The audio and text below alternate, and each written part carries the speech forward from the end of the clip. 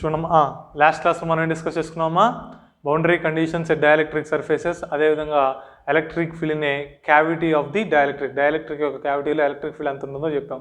ఆ లెసన్ అందరితో మనకి ఆ యూనిట్ అనేది అయిపోతుంది. నెక్స్ట్ యూనిట్ సెకండ్ యూనిట్లో ఫస్ట్ లెసన్ అది బట్ థర్డ్ చాప్టర్ ఏంటంటే మ్యాగ్నెటోస్టాటిక్స్.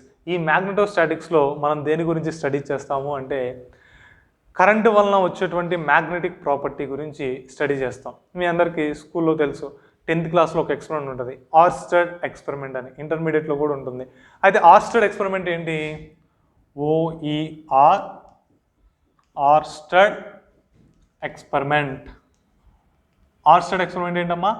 When current is flowing through a wire, some magnetic field is created around it, or whenever there is a motion of charge, some magnetic field is created around it.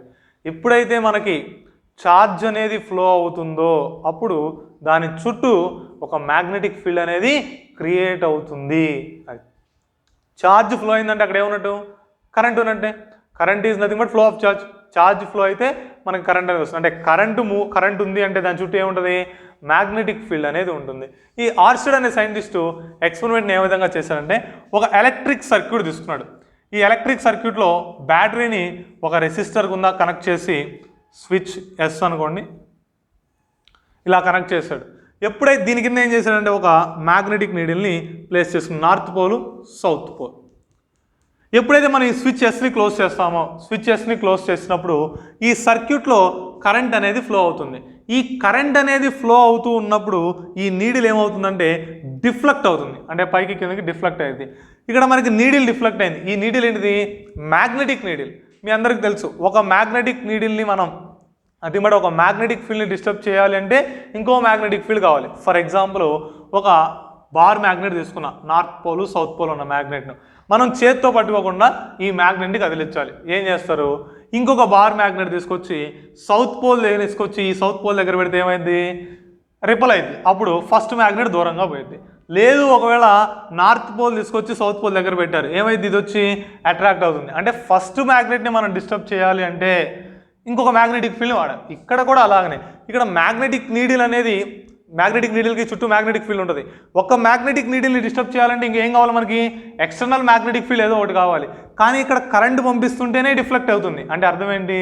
ఈ current చుట్టూ కూడా ఒక magnetic field ఉంది. సరే, current పంపిస్తే magnetic field deflect అయింది. Current direction change చేసాం అనుకోండి, డిఫ్లెక్షన్ చేంజ్ అవుతుందా అవుదా? కంపల్సరీగా అవుతుంది. ఇప్పుడు ఇందాక మనకి యాంటీ క్లాక్ వైజ్ డైరెక్షన్లో కరెంట్ అనేది ఫ్లో అవుతుంటే ఇది ఎటు తిరిగింది? క్లాక్ వైజ్ డైరెక్షన్లో రొటేట్ అయింది. ఒకవేళ క్లాక్ వైజ్ డైరెక్షన్లో కరెంట్ అనేది ఫ్లో అవుతుంది అనుకోండి, యాంటీ క్లాక్ వైజ్ డైరెక్షన్లో నీడిల్ అనేది డిఫ్లెక్ట్ అవుతుంది. అంటే ఈ నీడిల్ యొక్క డిఫ్లెక్షన్ని బేస్ చేసుకొని మనం ఏం చెప్పొచ్చు? కరెంట్ అనేది ఫ్లో అవుతూ ఉంటే దాని చుట్టూ కంపల్సరీగా ఒక మ్యాగ్నెటిక్ ఫీల్డ్ అనేది క్రియేట్ అవుతుంది.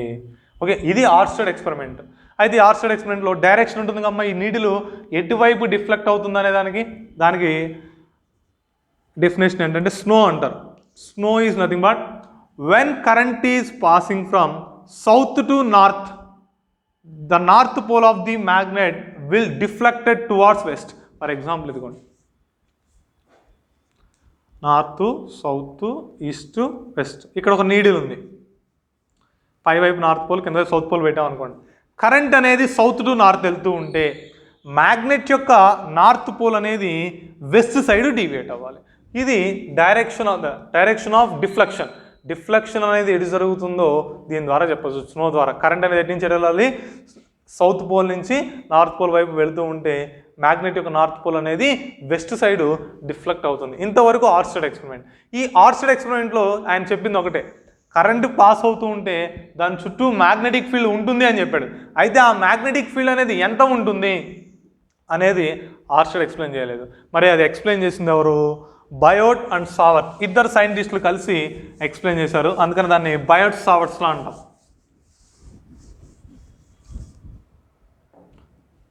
బయోట్ అండ్ సావర్ట్.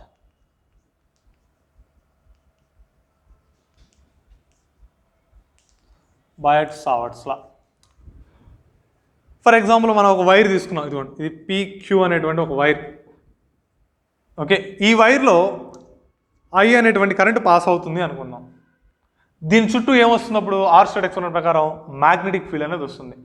మనకి ఇప్పుడు ఫర్ ఎగ్జాంపుల్ ఏ అనేటువంటి పాయింట్ దగ్గర నాకు మ్యాగ్నెటిక్ ఫీల్డ్ కావాలి.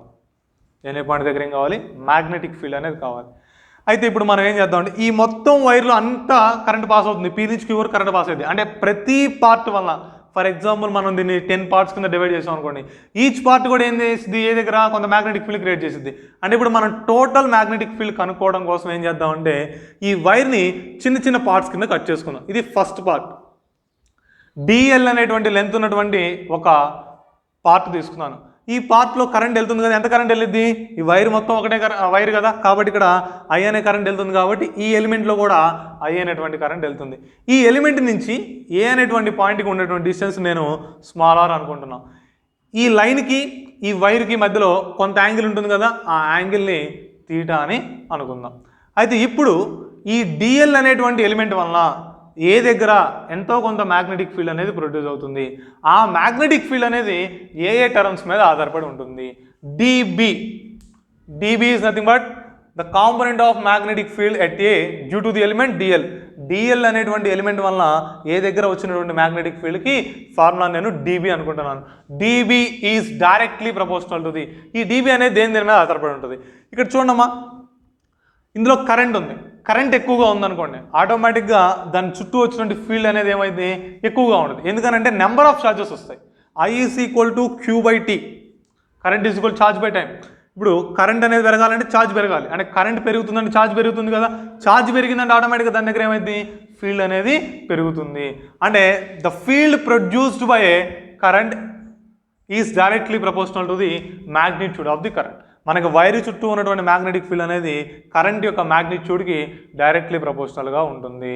ఇప్పుడు అదేవిధంగా ఈ element length for example 1 centimetre అనుకున్నా. ఈ 1 సెంటీమీటర్ నేను 2 సెంటీమీటర్ చేశా. ఇప్పుడు ఇక్కడ మ్యాగ్నెటిక్ ఫీల్డ్ పెరిగిద్దా తగ్గిద్దా? పెరిగిద్ది. ఎందుకని పెరుగుతుంది? ఫర్ ఎగ్జాంపుల్ కరెంట్ ఐ అంటే ఏంటి, number of charges flowing per second. ఒక సెకండ్లో ఎన్ని ఛార్జెస్ వెళ్తున్నాయని. ఫర్ ఎగ్జాంపుల్ 1 సెంటీమీటర్లో పర్టికులర్ టైంలో 10 ఎలక్ట్రాన్స్ ఉన్నాయి అనుకుందాం. నేను లెంత్ని ఏం చేశాను, 2 సెంటీమీటర్ చేశా. అప్పుడు ఆటోమేటిక్ ఏమైంది, 20 ఎలక్ట్రాన్స్ అవుతాయి కదా. అంటే మనం లెంత్ పెంచుతూ ఉంటే అందులో ఉండేటువంటి నెంబర్ ఆఫ్ ఎలక్ట్రాన్స్ కూడా పెరుగుతున్నాయి. కాబట్టి ఆటోమేటిక్గా ఇక్కడ ఉండేటువంటి మ్యాగ్నెటిక్ ఫీల్డ్ కూడా ఏమవుతుంది, పెరుగుతుంది. అంటే magnetic field is also directly proportional to the length of the element. Element యొక్క లెంత్కి కూడా డైరెక్ట్లీ ప్రపోర్షనల్గా ఉంటుంది. DB proportional to DL. Next distance చూసుకోండి. ఇప్పుడు ఈ ఎలిమెంట్కి దీనికి మధ్యలో డిస్టెన్స్ స్మాల్ ఆర్ అన్నాం. ఈ డిస్టెన్స్ని పెంచితే మ్యాగ్నెటిక్ ఫీల్డ్ అనేది పెరిగిద్దా తగ్గిద్దా? మనకి ఎలక్ట్రిక్ ఫీల్డ్ ఉంది. ఎలక్ట్రిక్ ఫీల్డ్ ఈక్వల్ ఫార్ములా అయింది 1/4πε0 × Q/r². అక్కడ ఏం చెప్పుకున్నాం, డిస్టెన్స్ పెరుగుతుంది, Q/r² అని వచ్చింది. r² అంటే ఏంటి, స్క్వేర్ ఆఫ్ ది డిస్టెన్స్ అని. డిస్టెన్స్ అనేది పెరుగుతూ ఉంటే ఇంటెన్సిటీ ఆఫ్ ఎలక్ట్రిక్ ఫీల్డ్ తగ్గుతుంది. ఇక్కడ కూడా అదేవిధంగా మనకి డిస్టెన్స్ పెరిగితే ఏమైంది, మ్యాగ్నెటిక్ ఫీల్డ్ అనేది తగ్గుతుంది. Intensity of magnetic field is also inversely proportional to the square of distance between the point of observation and wire. వైర్కి మనం తీసుకున్నటువంటి పాయింట్కి మధ్యలో ఉన్నటువంటి దూరం యొక్క స్క్వేర్కి మ్యాగ్నెటిక్ ఫీల్డ్ అనేది ఇన్వర్స్లీ ప్రపోర్షనల్గా ఉంటుంది. అదేవిధంగా ఓరియంటేషన్. ఫర్ ఎగ్జాంపుల్ ఇందాక మనం చెప్పాం, ఒక మ్యాగ్నెట్ తీసుకున్నాను, ఇది నార్త్ పోల్, ఇది సౌత్ పోల్. దీనికి ఎగ్జాక్ట్గా ఆపోజిట్ డైరెక్షన్లో నేను సౌత్ పోల్ను ప్లేస్ చేస్తే ఈ ఫస్ట్ మ్యాగ్నెట్ మీద ఉండేటువంటి ఫోర్స్ F1 అనుకోండి. లేదు కొంత యాంగిల్తో ప్లేస్ చేస్తాను ఇలా, ఇప్పుడు ఉండేటువంటి ఫోర్స్ F2 అనుకోండి. F1 F2 రెండు సమానంగా ఉంటాయా? ఉండవు, ఎంతో కొంత చేంజ్ అవుతాయి. ఎందుకని అది యాంగిల్ని బట్టి డిపెండ్ అయి ఉంటుంది. మనం స్ట్రైట్గా వచ్చాం అనుకోండి, ఒక ఫోర్స్ ఉంటుంది, 90 degrees అయితే ఒక ఫోర్స్ ఉంటుంది, 30 degrees అయితే ఒక ఫోర్స్ ఉంటుంది. అంటే ఇక్కడ ఏం చెప్పుకోవచ్చు, the magnetic field produced by an element at a is also directly proportional to the orientation, nothing but directly proportional to the sine theta అని రాసుకుంటాం. అంటే ఇక్కడ మ్యాగ్నెటిక్ ఫీల్డ్ అనేది మొత్తం 4 టర్మ్స్ మీద డిపెండ్ అయి ఉంటుంది. ఒకటి ఎంత కరెంట్ అనేది ఫ్లో అవుతుంది, ఇంకొకటి వైర్ యొక్క లెంత్ ఎంత, ఇంకొకటి ఓరియంటేషన్ అంటే ఆ పాయింట్ అనేది ఎటువైపు ఉంది, అదేవిధంగా డిస్టెన్స్. ఈ 4టికి డైరెక్ట్లీ ప్రపోర్షనల్గా ఉంటుంది. DB proportional to I, dB proportional to DL, dB proportional to sine theta, dB proportional to 1/r². ఇప్పుడు ఈ మొత్తాన్ని మనం కలిపి రాసాం అనుకోండి, ఏమవుతుంది, dB proportional to IDL sine theta by r² అవుతుంది. ప్రపోర్షనాలిటీ తీసేస్తే ఏమవుతుంది, ఏదో కాన్స్టెంట్ వస్తుంది కదా, ఆ కాన్స్టెంట్ ఏంటి, DB is equal to μ0/4π into IDL sine theta by r². ఇది డిబి ఈజ్ ఎంత, μ0/4π into IDL sine theta by R square. ఇక్కడ మ్యూ నాట్ అన్నాం. మ్యూ నాట్ అంటే ఏంటి, మనకి ఎలక్ట్రోస్టాటిక్స్లో ఏమొచ్చింది, ఎప్సిలాన్ నాట్ వచ్చింది. ఇక్కడ ఏమొచ్చింది, మ్యూ నాట్ అన్నాం. ఎప్సిలాన్ నాట్ ఏమని పిలుస్తాం, పెర్మిటివిటీ అంటాం. మ్యూ నాట్ని permeability. Permeability is nothing but the ability of a medium to pass the magnetic field thread. మనం తీసుకున్నటువంటి మీడియంలో మ్యాగ్నెటిక్ ఫీల్డ్ అనేది ఎంతవరకు పెనట్రేట్ అవ్వగలదు అనేది ఈ పెర్మియబిలిటీ తెలియజేస్తుంది.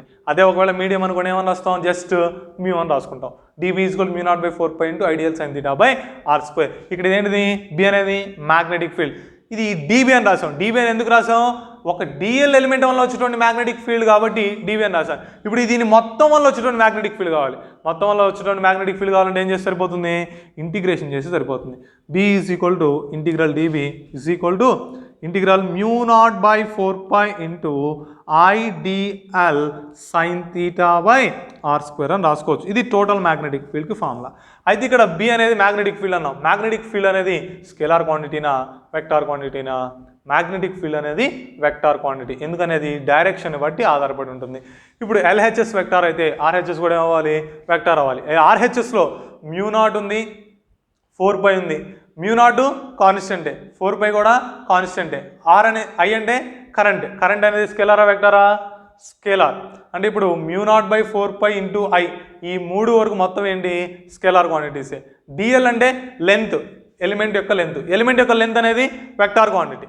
ఇక్కడ పక్కనే ఉంది సైన్ థీటా ఉంది. ఎల్హెచ్ఎస్ అనేది వెక్టార్ అయితే ఆర్హెచ్ఎస్ కూడా వెక్టార్ అవ్వాలి. దీని ప్రకారం ప్రిన్సిపల్ ఆఫ్ హోమోజినిటీ ప్రకారం. ఇక్కడ మనకి ఒకటే ఉంది, పక్కన సైన్ థీటా కూడా ఉంది. సైన్ థీటా అనేది మనకి వెక్టార్స్లో ఎప్పుడు వచ్చింది, క్రాస్ ప్రొడక్ట్ ఉన్నప్పుడు సైన్ థీటా అనేది వచ్చింది.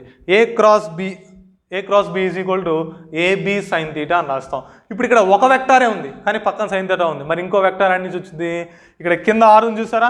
ఆర్ అనేది ఏంటిది, distance between the point of observation and వైర్కి పాయింట్ ఆఫ్ అబ్జర్వేషన్కి మధ్యలో ఉన్నటువంటి దూరం ఆర్. కాబట్టి ఇప్పుడు ఈ ఆర్ అనేది కూడా వెక్టారే, ఎందుకంటే ఇక్కడ థీటా ఆధారపడింది orientation.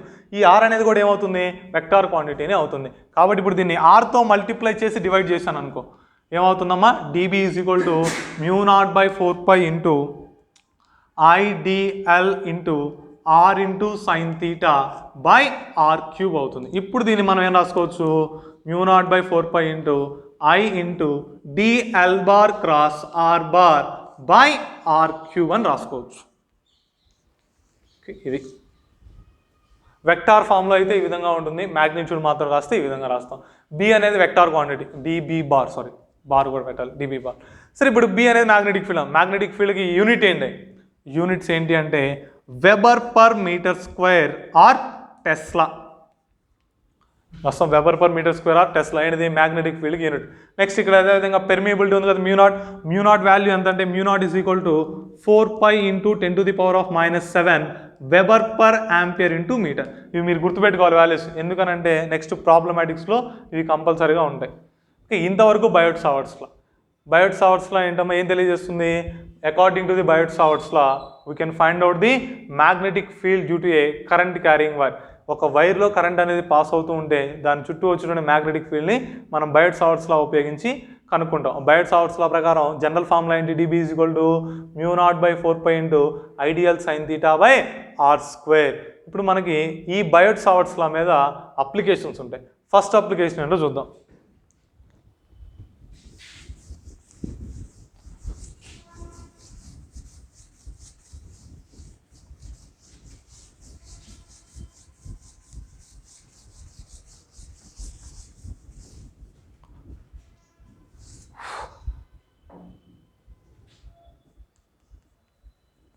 Magnetic field due to a infinitely long current carrying conductor.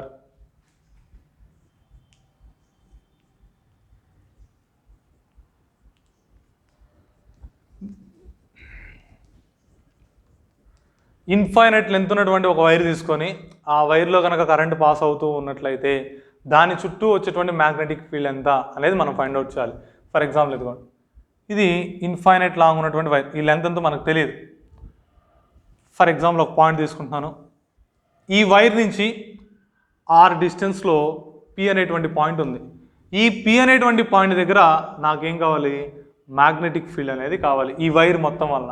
మనం బయట సాఫ్ట్లా స్టడీ చేసినప్పుడు ఏం చేసాం, ఒక స్మాల్ ఎలిమెంట్ తీసుకొని ఆ స్మాల్ ఎలిమెంట్ వలన వచ్చేటువంటి మ్యాగ్నెటిక్ ఫీల్డ్ కనుక్కొని దాన్ని ఇంటిగ్రేట్ చేస్తే టోటల్ మ్యాగ్నెటిక్ ఫీల్డ్ వస్తుంది.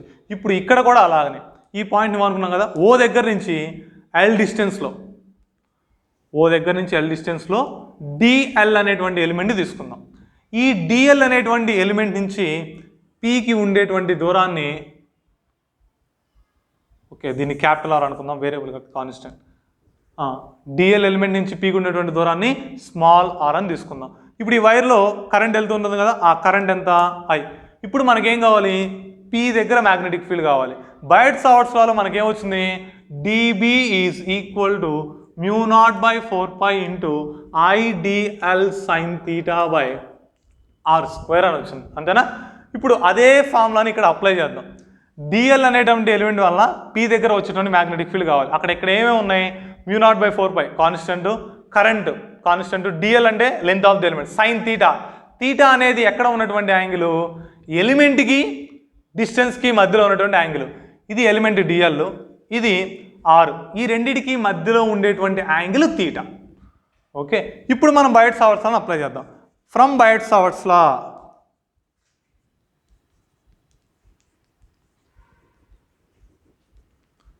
ఏమన్నా రాసుకోవచ్చమ్మా, dB is equal to μ0/4π into IDL sin θ/r². యాస్టిస్గా అదే రాసా, ఎందుకని ఆ టర్మ్స్ మొత్తం కూడా అవే తీసుకున్నాం. ఇక్కడ డిస్టెన్స్ని ఆర్ కింద తీసుకున్నాం, యాంగిల్ని తీటా కింద తీసుకున్నాం, ఎలిమెంట్ని డిఎల్ కింద తీసుకున్నాం. ఒకవేళ ఇక్కడ తీటా ప్లేస్లో 5 అని రాసాం అనుకోండి, అప్పుడు సైన్ తీటా ప్లేస్లో sin 5 అని రాయాలి. ఇక్కడ ఆర్ ప్లేస్లో x అని రాసాను అనుకోండి, ఇక్కడ x అని రాసుకోవాలి. సరే, ఇప్పుడు ఇందులో మనకి టోటల్ మ్యాగ్నెటిక్ ఫీల్డ్ కావాలి. టోటల్ మ్యాగ్నెటిక్ ఫీల్డ్ కావాలంటే ఏం చేయాలి, దీన్ని ఇంటిగ్రేట్ చేయాలి. ఇంటిగ్రేట్ చేసేటప్పుడు ఏం చేస్తాం, కాన్స్టెంట్స్ని బయట రాసుకొని వేరియబుల్స్ని మాత్రమే లోపల ఉంచుతాం. అయితే ఇప్పుడు ఇందులో కాన్స్టెంట్స్ ఏంటి, వేరియబుల్స్ ఏంటి, μ0/4π constant, I constant, dl constant, I constant, dl వేరియబులే, సైన్ తీటా వేరియబులే, r² కూడా వేరియబులే. అంటే ఇప్పుడు మనం ఏం చేయాలి, రెండు వేరియబుల్స్ ఉన్నాయి, మొత్తాన్ని కనుక ఒకే వేరియబుల్లోకి మార్చుకుంటే అప్పుడు ఇంటిగ్రేషన్ ఏమైంది, సింపుల్ అవుతుంది. ఇప్పుడు మనం ఇంటిగ్రేషన్ సింపుల్ అవుతుంది, అంటే దీన్ని మార్చుకోవాలి. ఏ విధంగా మార్చుకున్నాం చూడండి. మనకి ఇక్కడ ఏముంది, సైన్ తీటా అని ఉంది. ఈ సైన్ తీటాని మార్చాలి. డయాగ్రామ్లో తీటా మీకు ఎక్కడ కనబడుతుంది, ఇక్కడ తీటా కనబడుతుంది. ఇది స్ట్రైట్ లైన్ కదా, మొత్తం యాంగిల్ ఎంత, 180. ఇంతవరకు తీటా పోయింది, ఇక్కడ ఏం మిగిలింది, 180 మైనస్ తీటా మిగులుతుంది. ఇప్పుడు నాకు 180 మైనస్ తీటా కావాలి, అంటే సైన్ తీటా కావాలి. ఇప్పుడు రైట్ యాంగిల్ ట్రయాంగిల్ తీసుకున్నాం. ఫర్ ఎగ్జాంపుల్ ఇది OP, దీని ఏమనుకుందాం, ఏ అనుకోండి. From triangle, right angle triangle OAP, ఇది 180 మైనస్ తీటా. సైన్ అప్లై చేద్దాం. Sine of 180 minus theta equal to, అది మరి తీటా ప్లేస్లో 180 మైనస్ తీటా ఉంది, సైన్ తీటా ఈజ్ ఈక్వల్ ఏం రాయాలి, ఆపోజిట్ బై హైపాట్యూస్. ఆపోజిట్ ఎంత ఇక్కడ, OP, హైపాట్యూస్ ఎంత అక్కడ, స్మాల్ ఆర్. అంటే ఇక్కడ ఏం రాసుకోవచ్చు, capital R by small R అని రాసుకోవచ్చు. అయితే ఈ స్మాల్ ఆర్ ఎంతో తెలుసా మనకి, తెలియదు కదా. స్మాల్ ఆర్ని కూడా కనుక్కుందాం. ఎలా కనుక్కుందాం అంటే, మనకి ఇప్పుడు ఇందులో రైట్ యాంగిల్ ట్రయాంగిల్ రూల్ ఏంటి, hypotenuse square is equal to side square plus side square, అంతేనా, రాసుకోవచ్చా. సరే, అది రాద్దాం. ఇక్కడ సైన్ ఆఫ్ 180 మైనస్ తీటా అంటే ఏం రాయొచ్చు, సైన్ తీటా రాసుకోవచ్చు. Sine theta equal to capital R by small R అవుతుంది. ఇది ఈక్వేషన్ 1 అనుకోండి. సరే, ఇంకోటి కూడా ఏం రాద్దాం, AP² equal to OA² plus OP².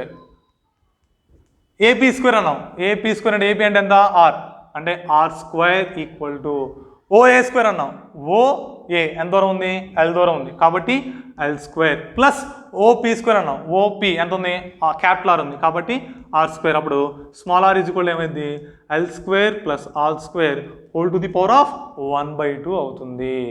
Okay, ఇప్పుడు ఈ వాల్యూని అంటే స్మాల్ r వాల్యూని, అదేవిధంగా సైన్ తీటా వాల్యూని తీసుకొచ్చి ఈక్వేషన్ 1లో సబ్స్టిట్యూట్ చేసుకుందాం.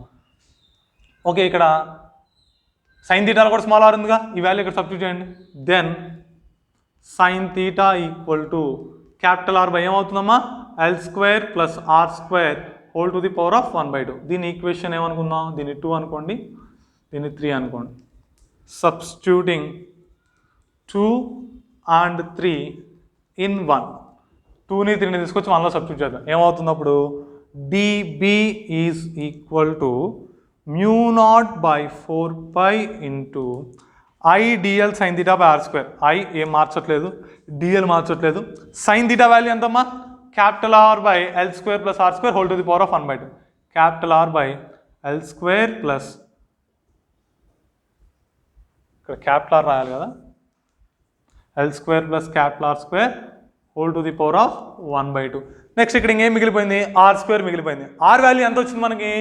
L square plus capital R square whole to the power of 1/2. ఇది ఇక్కడ రాస్తాం, L square plus capital R square. ఇక్కడ R స్క్వేరే ఉంది కాబట్టి L square plus R square రాసి సరిపోతుంది. ఇక్కడ L square plus R square power ఎంత ఉంది? 1 ఉంది. ఇక్కడ ఎంత ఉంది? 1/2 ఉంది. మొత్తం ఎంత అయింది?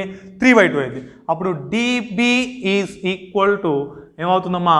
μ0/4π into I capital R into DL by L square plus capital R square whole to the power of 3/2 అవుతుంది.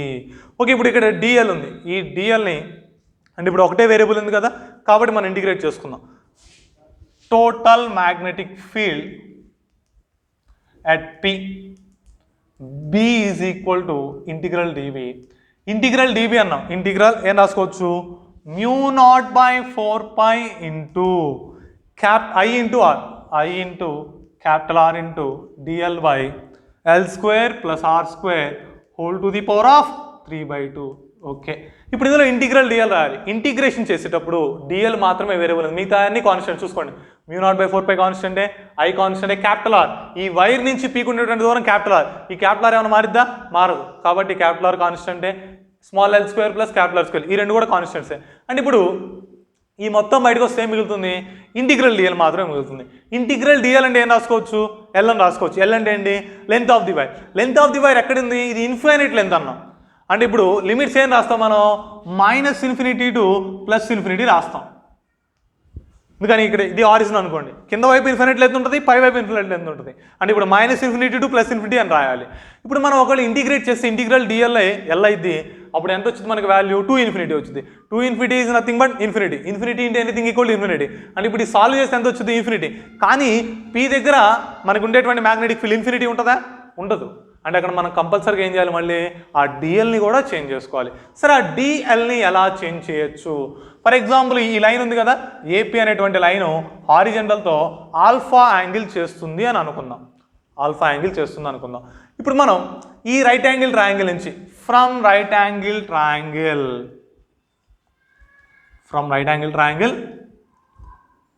AOP ఇక్కడ ఆల్ఫా అన్నాం. మనం ఏం తీసేయాలనుకుంటున్నాను? L తీసేయాలనుకుంటున్నా. అంటే L ఉంచాలి. అంటే L అనేది కావాలి, ఆపోజిట్ సైడ్ తీసుకోవాలి. ఇంకా మిగిలిపోయింది అడ్జసెంట్ హైపోటెన్యూస్. హైపోటెన్యూస్ తీసుకుంటే స్మాల్ r ఉంది. స్మాల్ r మనకు తెలియదు కదా, దాన్నే మార్చంగా. అంటే ఇక్కడ మనకి క్యాపిటల్ R మాత్రమే కాన్స్టెంట్. అంటే ఇప్పుడు మనం ఏం చేయాలి? ఈ Lకి Rకి మధ్యలో రిలేషన్ రాసుకోవాలి. Lకి Rకి మధ్యలో రిలేషన్, L ఎలా ఉంది? ఆపోజిట్ సైడ్లో ఉంది. R ఎలా ఉంది? అడ్జసెంట్ సైడ్లో ఉంది. ఆపోజిట్కి అడ్జసెంట్కి రిలేషన్ ఏంటి? tan. అంటే ఇప్పుడు tan alpha is equal to ఏమన్నా రాయొచ్చమ్మా? L/R. రాసుకోవచ్చా రాసుకోకూడదా? tan alpha is equal opposite by adjacent. Opposite L, adjacent capital R కాబట్టి L/R రాశాను. L ఈజ్ ఈక్వల్ ఏమైంది? R ఇంటూ tan ఆల్ఫా అవుతుంది. ఇప్పుడు మనకి L ఉంది, అక్కడ DL ఉంది. అంటే దీన్ని ఏం చేయాలి? మనం డెరివేటివ్ చేయాలి. డెరివేటివ్ చేస్తే DL ఈజ్ ఈక్వల్ టు ఏమొస్తుంది? Derivative of R. R అనేది కాన్స్టెంట్ కాబట్టి బయట రాస్తాం. DL is equal to L is equal R into tan alpha అని ఉంది. దీన్ని డెరివేటివ్ చేస్తే DL is equal to derivative చేసేటప్పుడు ఈ మొత్తం తీసుకుంటాం కాబట్టి ఈ మొత్తంలో క్యాపిటల్ R అనేది కాన్స్టెంట్ కాబట్టి దాన్ని బయట రాస్తున్నా. క్యాపిటల్ R రాస్తే డెరివేటివ్ ఆఫ్ tan ఆల్ఫా మిగులుతుంది. Derivative of tan alpha, derivative of tan theta అంటే సీకెంట్ స్క్వేర్ థీటా, అంటే secant square alpha into D alpha అవుతుంది. DL ఈజ్ ఈక్వల్ ఎంత? Capital R into secant square alpha into D alpha. ఇప్పుడు ఈ వాల్యూని మనం ఏం చేయాలి? అందులో సబ్స్టిట్యూట్ చేసుకోవాలి. చూడమ్మా, DL ఈజ్ కూడా ఎంత? R into secant square alpha into D alpha. L value DL value రెండు వచ్చినాయి. ఈ రెండింటిని తీసుకెళ్ళి మనం ఏం చేద్దాం? ఈ Bలో సబ్స్టిట్యూట్ చేద్దాం. దీని ఈక్వేషన్ నెంబర్ ఇంతవరకు ఎంత అనుకున్నా? 3 అనుకున్నాను కాబట్టి ఇది 4 అనుకోండి. Substituting these values in equation 4లో సబ్స్టిట్యూట్ చేస్తే ఏమవుతుంది? b ఈక్వల్ టు అమ్మ ఇక్కడ ఇంకోటి కూడా మార్చాలిగా. ఏం మార్చాలి? లిమిట్స్ కూడా మార్చాలి. సరే, లిమిట్స్ ఏ విధంగా మారుస్తాం చూద్దాం. ఇది తీసుకోండి, L is equal to R into tan alpha. L value -∞ అనుకోండి. ట్యాన్ ఆల్ఫా అనేది ఇన్ఫినిటీ ఎప్పుడు, ట్యాన్ తీటా ఎప్పుడు ఇన్ఫినిటీ అవుతుంది? π/2 అప్పుడు ఇన్ఫినిటీ అవుతుంది. ఇక్కడ -∞ ఒకటి ఉంది, +∞ ఒకటి ఉంది. అంటే ఇప్పుడు -∞ అనుకోండి, tan π/2 -∞. అర్థమవుతుందా? ఇక్కడ ఎల్ ప్లేస్లో నేను π/2 సారీ ఫస్ట్ లోయర్ లిమిట్ ఎంత? -∞. Is equal to R into tan alpha అని రాస్తున్నా. ఇప్పుడు ఆర్ని ఇటు తీసుకొస్తే ఏమైంది? ∞/r అయితే. ∞/r అంటే ఇన్ఫినిటీనేగా. -∞ Is equal to tan alpha. ఇప్పుడు ఇన్ఫినిటీని ఎప్పుడు రాయొచ్చు మనం? tan π/2కి రాయొచ్చు. అంటే -tan π/2 is equal to tan alpha అని వస్తుంది. ట్యాన్ క్యాన్సిల్ అయితే ఏమైంది? ఆల్ఫా ఈజ్ ఈక్వల్ టు -π/2 అయింది. అంటే లోయర్ లిమిట్ -∞ ప్లేస్లో ఏం సబ్స్టిట్యూట్ చేయాలి? -π/2 సబ్స్టిట్యూట్ చేయాలి. అదే +∞ ప్లేస్లో ఏం చేయాలి? +π/2 సబ్స్టిట్యూట్ చేసుకోవాలి. లిమిట్స్ని కూడా చేంజ్ చేయాలి. Okay, substituting this values in equation 4 ఏమవుతుంది చూడమ్మా. b ఈక్వల్ టు ఇంటిగ్రల్ -∞ అన్నాం. -∞ దగ్గర ఎంత రాయాలని చెప్పా? -π/2 రాయాలి. పైన +∞ ఉంది, +∞ దగ్గర ఎంత రాయాలి? +π/2. μ0/4π కాన్స్టెంట్ కాబట్టి దాన్ని ఏం మార్చం. μ0/4π into I into R into dl. R into dl ఎంత వచ్చింది? R ఇంటూ sec² alpha into d alpha. Substitute చేయండి, ఏమవుతుంది? R ఇంటూ r² అయింది. r² sec² alpha into d alpha by ఇక్కడ L² అని ఉంచండి అమ్మా. L² ఇక్కడ L ఎంత వచ్చింది? r tan ఆల్ఫా వచ్చింది. దీన్ని సబ్స్టిట్యూట్ చేస్తే ఏమవుతుంది? r² tan² alpha plus r² whole to the power of ఎంత ఉంది? 3/2 ఉంది. ఓకే, ఇప్పుడు దీన్ని మనం ఏదైనా మార్చొచ్చా? ఈ రెండిట్లో ఏం కామన్ అని చూడండి ఒకసారి. r² కామన్ ఉంది. r² బయటకు వస్తే ఇక్కడ పవర్ 3/2 ఉంది. r² హోల్ పవర్ 3/2 అయింది. r² హోల్ పవర్ 3/2 అంటే ఏం రాసుకోవచ్చు? r³ అని రాసుకోవచ్చు. అంటే ఈ r²ని బయటికి తీసుకొస్తే మనకి ఏమొచ్చింది? r³ వస్తుంది. నెక్స్ట్ ఇక్కడ tan² ఆల్ఫా ఉంది. ఇక్కడ r²ని బయటికి తీసుకెళ్తుంటే ఏం మిగిలిపోతుంది? 1 మిగులుతుంది. tan² ఆల్ఫా ప్లస్ 1 ఏం రాసుకోవచ్చు? sec² alpha. సరే, ఇక్కడ రాద్దాం చూడండి. ఇంటిగ్రల్ -π/2 to +π/2 μ0/4π ఇంటూ ఇక్కడ I అలానే ఉంచుతాం. r² into sec² alpha into d alpha by ఇక్కడ చూడమ్మా, ఈ రెండిట్లో ఏముంది? r² ఉంది. కాబట్టి r²ని బయటకు రాస్తున్నా. r² బయటికి రాస్తే పవర్ ఎంత ఉంటుంది? 3/2 ఉంటుంది. r² హోల్ పవర్ 3/2 అంటే ఎంత వస్తుంది? r³ వస్తుంది. కాబట్టి ఇక్కడ నేను r³ ఇంటూ ఇక్కడ ఏం మిగులుతుంది? tan² alpha plus 1. సరే రాస్తాను. tan² alpha plus 1 whole power 3/2 అవుతుంది.